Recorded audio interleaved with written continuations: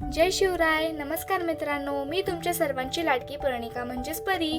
तुमच्या सर्वांचं स्वागत आहे आपल्या पर्णिकाज अमेझिंग वर्ल्ड या चॅनलवर. हा आहे समुद्र, रत्नागिरीमधला प्रसिद्ध आरेवारे बीच. समुद्राचे निळेशार पाणी आणि किनाऱ्यावर येणाऱ्या लाटा पाहताना मन शांत होते. समुद्राचे सौंदर्य पाहून मनाला आनंद, शांतता आणि जॉयफुल वाटते.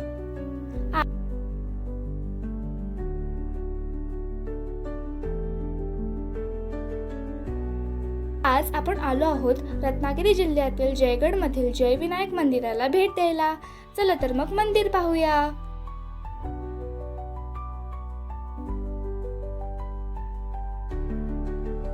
हे मंदिर शांत, स्वच्छ आणि भक्तांसाठी मनःशांती देणारं ठिकाण आहे.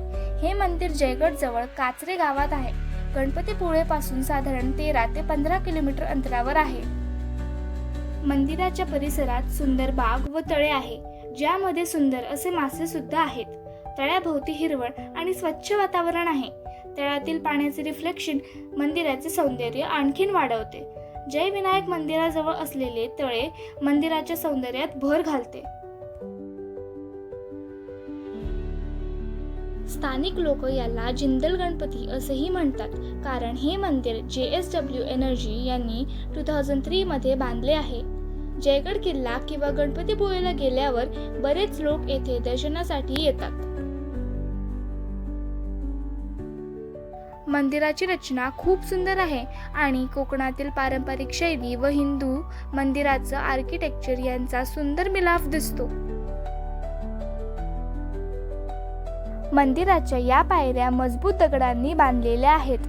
मुख्य प्रवेशद्वाराजवळ उंदराची मूर्ती आहे. पर्वने सुद्धा त्या उंदराच्या कानात आपली इच्छा सांगितली. मंदिराच्या आत सुंदर कोरीव काम केलेले आहे, जे पारंपरिक वास्तुकलेचे उदाहरण आहे. मंदिरातील स्वच्छता आणि शांत वातावरण भक्तांना मनःशांती देते. आतल्या भिंती आणि खांबांवर सुंदर नक्षीकाम केलेले आहे. दिवे, घंटा आणि पूजेच्या साहित्यामुळे मंदिरात भक्तिमय वातावरण निर्माण होते. मुख्य गाभाऱ्यात भगवान गणेशाची आकर्षक मूर्ती स्थापित आहे. मूर्ती ब्रासने बनवलेली असून ती चमकदार दिसते.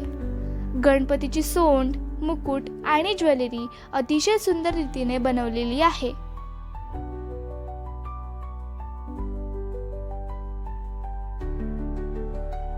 इथे बसल्यानंतर आमच्या मनाला सुद्धा एका वेगळ्याच प्रकारची शांतता अनुभवायला मिळाली. मंदिराचे बाहेरील बांधकाम दगडांनी केलेले आहे. वरचे सुंदर कळस मंदिराची शोभा वाढवते. बाहेरील भिंतीवर सुंदर नक्षीकाम आणि कोरीव काम दिसते. लाल कौलाचे छप्पर मंदिराला आकर्षक आणि वेगळाच लुक देते. जयविनायक मंदिराची बाहेरील रचना पाहून त्याचे भव्यपण आणि आकर्षण लक्षात येते. मंदिराच्या भिंती, पायऱ्या आणि बाहेरील बांधकामात जांभा दगड वापरलेला आहे. यामुळे मंदिर अधिक मजबूत आणि सुंदर दिसते. जांभा दगड हा निसर्गाची देणगी मानला जातो आणि कोकणातील घरे, किल्ले व मंदिरे बांधण्यासाठी प्राचीन काळापासून वापरला जातो.